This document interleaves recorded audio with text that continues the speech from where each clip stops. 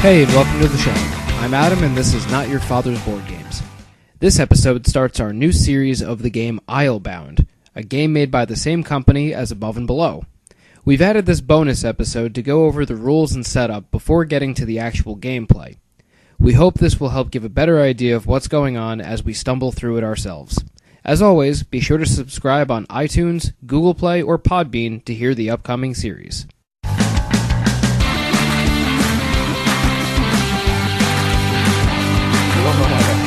Place the 2 event markers on the map in regions that match the 2 visible event cards on the renown board. Done.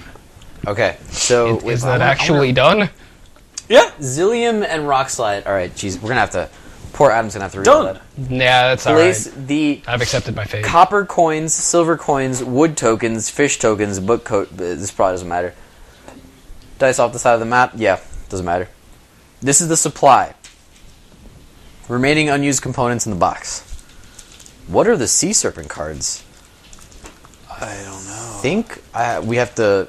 I really want to tame a sea serpent, guys. Okay. There's other cards. Hold on. Where's the tiny deck of cards? Yeah, that's what it is. Wasn't that... You're right, Mike. This, right where's the tiny deck of cards? Alright, do we have copper coin pile?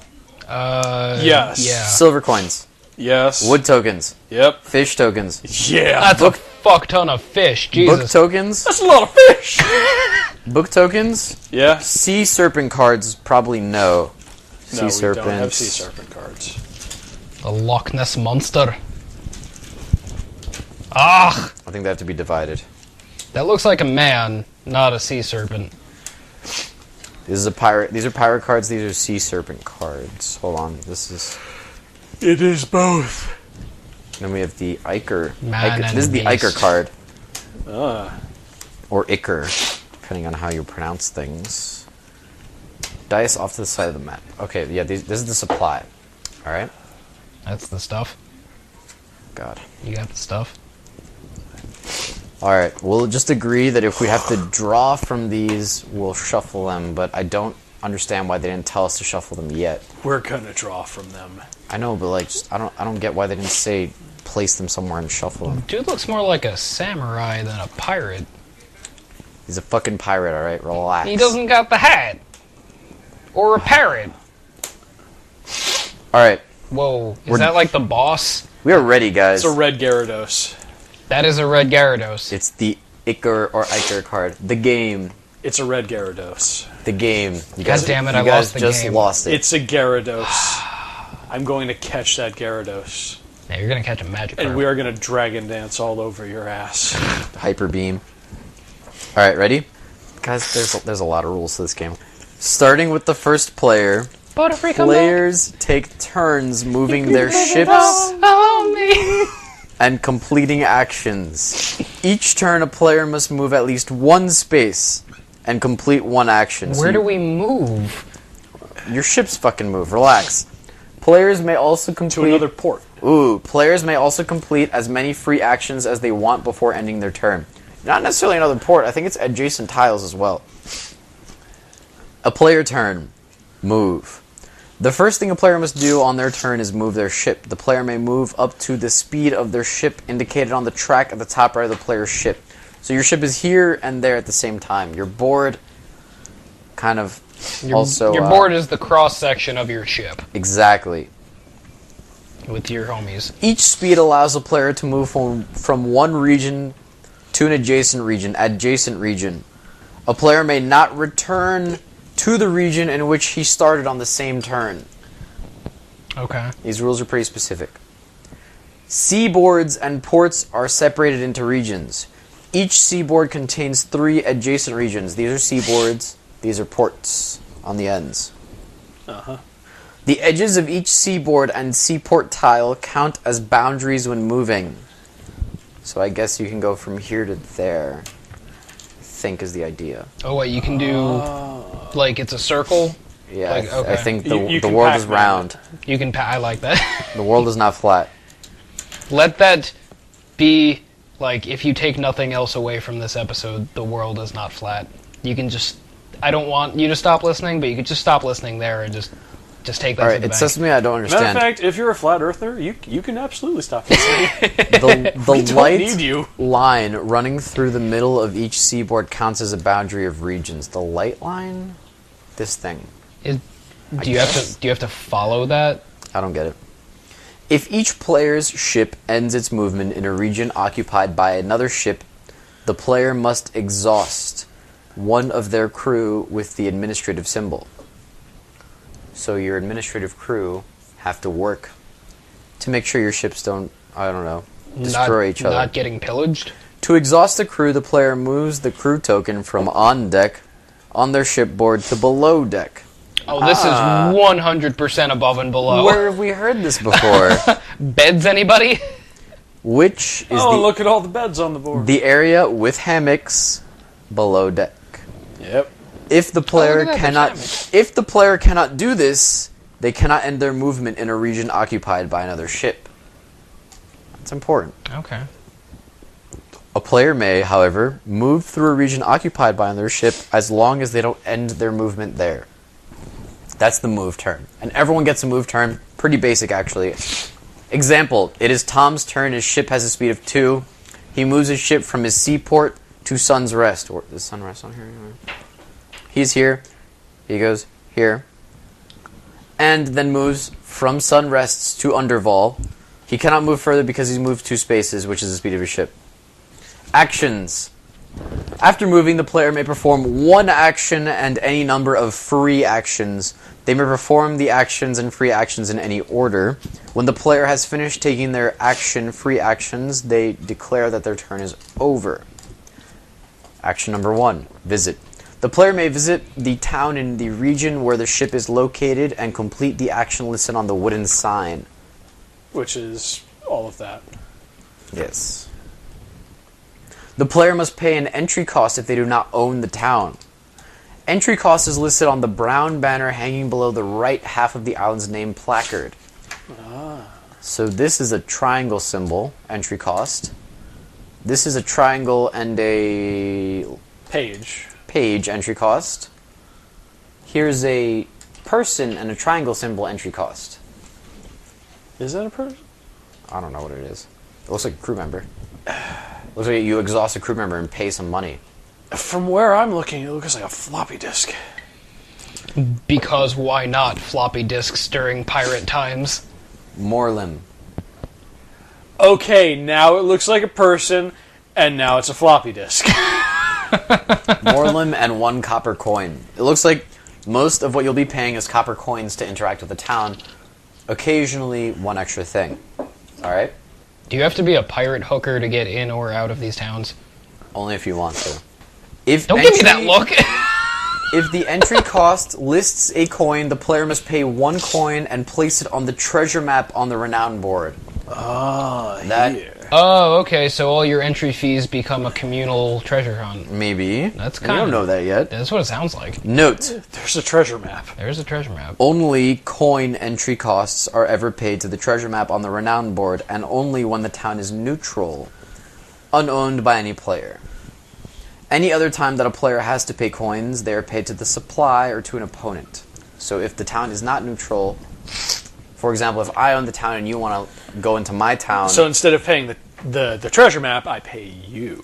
It says you pay the supply. Is the supply the treasure map? Or? No, just the board. You just Oh, you okay, give it okay, back. so just, I got you. Pile. Actually, no, it says or to an opponent, so... It seems like it would make more sense to pay an entry fee to whoever owns it, kind of like if you land on a railroad. I think you're right, Monopoly. Mike. It is or to an opponent. So maybe if I own the town and you want to go into my town and do some shit, you got to pay me. Can you raise the price? Or is it just whatever? Doubt it. Maybe. All right, ready? Or like bargain. If the entry cost shows a skill symbol followed by a curved arrow, this means that the player must exhaust one of their crew members on deck that has a the listed skill symbol. The player exhausts a crew member by moving it from on deck to below deck in the hammock area. So, just like above and below, we have... Oh, the papers are a skill. So papers and hands are a skill, guys. Don't forget your crew members are papers and hands. Yep. So many of these things have paper skills. They only have paper skills.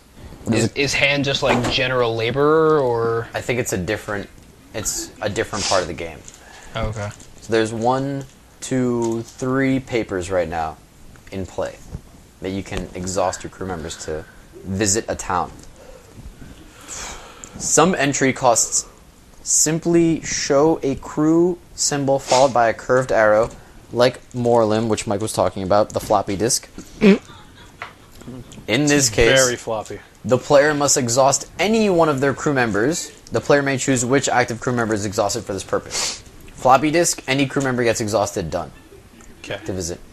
Okay. If a player owns a town, they ignore the entry cost, including the requirement to exhaust any crew. Alright.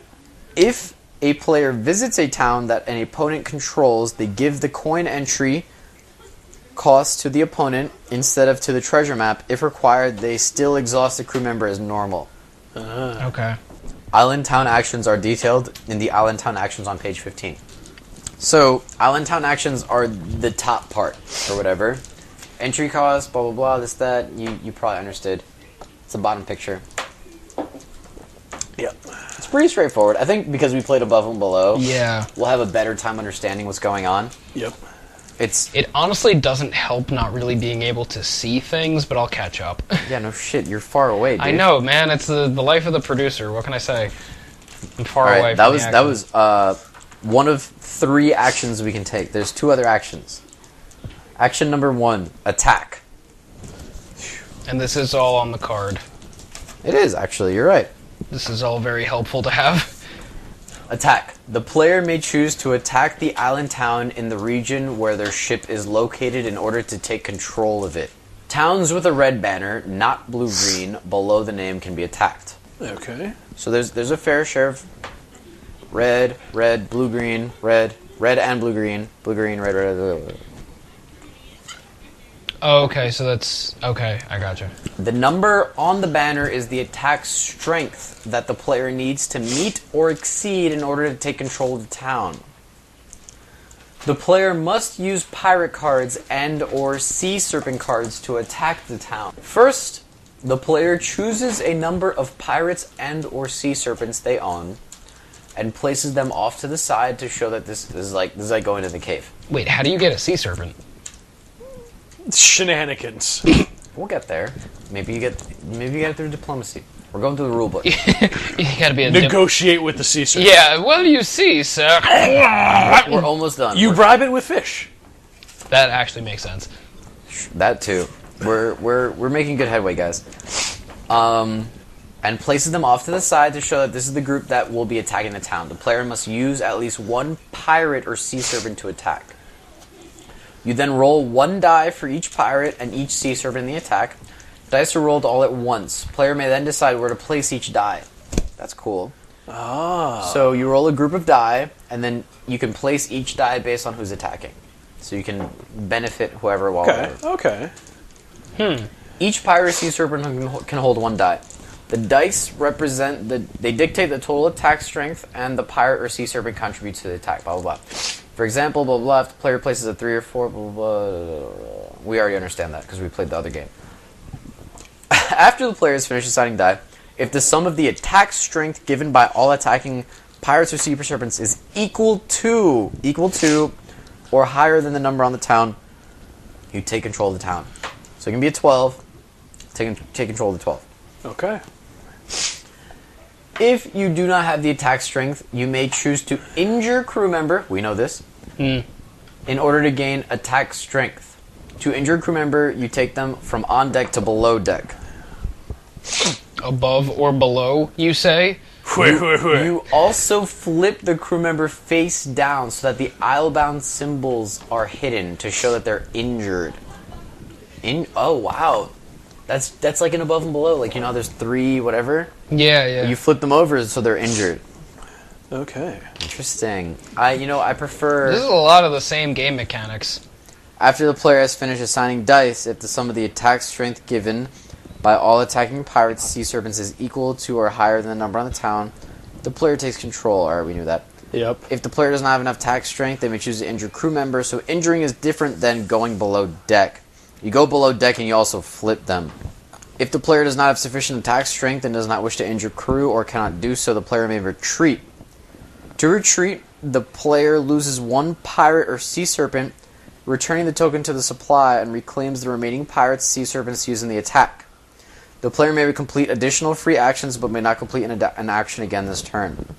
If the player takes control of the town, they first discard all pirates and sea serpents that participate in the attack.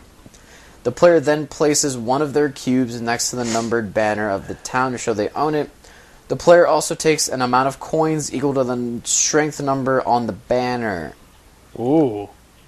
It is known as spoils.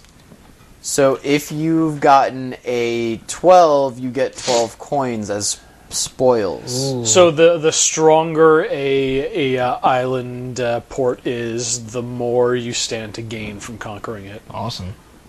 The player may then immediately visit the town as if they were taking a normal visit action, also important. Except that they need to not pay the entry cost because they now own the town. Nice. Yeah. So taking over a town is a big deal. I don't really understand what happens to the people you took over the town with, though. Can they revolt? Is that a mechanic in this game, dealing with a citizen's uprising?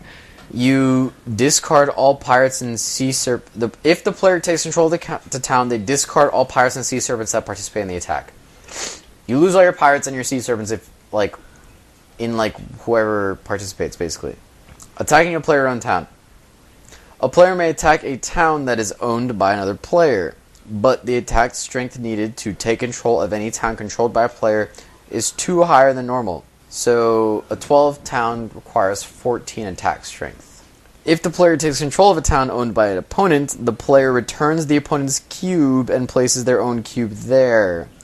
The player takes spoils equal to the number of the town's strength from the supply, even though the strength needed is 2 higher. So that's it. So it's 2. So if you want to take control of another person's port, you can, but it costs 2 more. Okay. It's to prevent you from immediately going after someone's home port, probably. Yeah, it makes sense. The last action you can take is a diplomacy. The player may choose to use diplomacy at the island town in the region where their ship is located in order to take control of it. A player may use the diplomacy action on towns with a blue-green banner, not red, below the name. The number is the influence that the player needs to pay in order to take control of the town. The player pays influence from the influence track by removing their cubes from the track. Ooh. Influence track. A cube is worth an amount of influence equal to the number shown below the slot where the cube is located. So if I remove a 4 cube, I get 4 influence. That's why we have so many cubes. If the player removes a sufficient number of cubes to pay influence equal to the strength of the town, the player takes control of the town. A player can remove influence cubes in any order. If the player takes control of the town, they place one of their cubes next to the numbered banner of the town to show they own it. The player also takes an amount of coins equal to that number. This is known as the spoils. So same thing happens if you influence a town. You get monies. Do we all start at the low end of the influence, or do we have to build up to that? I have a feeling that starts empty. Okay. The player may then immediately visit the town as if they were taking a normal visit action, except they need not pay the entry cost because they now own the town. Using diplomacy on a player-owned town. A player may use diplomacy on a town that is owned by another player, but the influence needed to take control of any town controlled by another player is 2 higher than normal. If the player takes control of the town by the opponent, they return the opponent's cube, place their own cube there, takes the spoils equal to the influence strength of the actual number. Note, diplomacy action is sometimes also referred to as allying with a town in the text of some cards. So some cards may say allying with a town. The final action that you can take that is not a free action is very tiny. Hunt for treasure. The player takes all coins on the treasure map on the renown board. If there are no coin tokens there, the player takes 1 coin from the supply as shown by the coin symbol on the map. If there are coins on the board, a player does not collect +1 coin printed there. The coin printed on the map is a reminder of what coins a player takes when there are no coins taken there. What's required? All right. What happens when you hunt for treasure? I don't get it. Wait, so You if get there money. at any time you can just say I'm hunting for treasure and just take that, you don't need to roll for it. But it's your only action, I guess, is the idea. So, yeah, okay, that's it. Okay, so you take all coins on the treasure map on the renown board. If there's no coins, you take one coin token from the coin supply, which has to do with this guy right there. so you take 1 copper. If there are coins on the board, you don't take the +1. The coin print on the map is a reminder of blah, blah, blah. Oh, wow. Influence is what is required to take control of the town using diplomacy, while renown is a player's overall measure of success in the game. Okay. Interesting. Event. A player may complete one or more active events in the region where their ship is located. Event markers on the map help players remember where events are available. What is an event marker? Who fucking knows? Those. Is that those. the trumpet? The brown things. The brown things are event markers? Yeah. Wait, what's the Oh, what's because the ships wave? are events. Right. In the above example, the player's ship were in Moorland, the player would exhaust 1 crew member with the work symbol and pay 1 book to supply. The player would place 3 cubes on the influence track for doing this. Cubes placed on the influence track are placed in the first available unoccupied slots from left to right. Okay, can you pick up an event card for us? So we can just pass around. I want to see one too. Yeah, they're all face up anyway. We gotta learn a little bit. Yeah, but I mean there is a strategy to picking one or the other, but So, in this event in Zillium, a local tavern owner finds you. Rats have gotten into my cellar, and all the food is contaminated. If I don't get a fresh supply, I'll be out on the street. And it's pay to fish. so And I can't quite tell what you get, but I see that symbol and I see the cube on it. you can do an event if your ship is there no matter what. Oh, they're quests. Their quest. Yeah. Okay. But they're quests that can only be done once. Okay. Like, if the player's ship were in Moorland, the player could exhaust 1 crew, the work symbol, and pay 1 book. Okay. So you would pay 2 fish here, right? As Mike said. And you would get 3 cubes on the influence track. So this one you get 1 cube on the influence track. Uh-huh. That's what that is 1 cube on the influence track. Cubes placed on the influence track are placed in the first available unoccupied slots. So it's just the 1 cube up here is that's the reward? Yes. Okay. So the first cube that goes down is a 2, and then it goes back down to 1. So, interestingly enough, Yeah. Well, Oh, so that's why I get an advantage, I guess. so holding off until other players have cubes down means you can start with 2, 2, 2, 2. Yeah. But other players may also pick up, Oh, that's weird. other players may also pick up other things. I don't know. Does this eye symbol mean anything? It means you get to add to the reputation cubes. Oh, okay. After the player completes the event, they place the event card in a discard pile. A new event will now be available, and the player must move from the event token to the appropriate region as specified on the new card. Now wait, what dictates the cards coming out? Like, because you Well, can't. they're face up, right? So you draw that card as you complete the quest. Right, but okay, so if none of us are in that town, then. Oh, I'm retarded. That's why they're face up, so you know what's active in the town you go to. Yep. Okay, alright. I gotcha. I'm smelling what you're So stepping in. That's events, and that's it. Free action, buy a building. That is actually pretty cool. A player may purchase a building card in the building card track, which is these. Yep. The coin cost is listed in the top left corner on the renowned banner hanging under the coin. The player pays the cost to the supply and takes the card.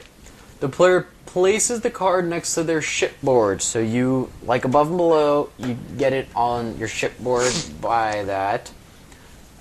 You place the card next to your shipboard. Each building card grants a special ability listed on the paper at the top right of the card. This ability implies the player throughout the game. So, when you hunt for treasure, +1 coin, +1 ship movement, pay 1 less coin when you buy another construction piece, +1 sea serpent when you visit your port, gain Iker, the sea serpent, discard Iker when used, gain Iker again when you gain at least 1 sea serpent. So that's a pretty good one.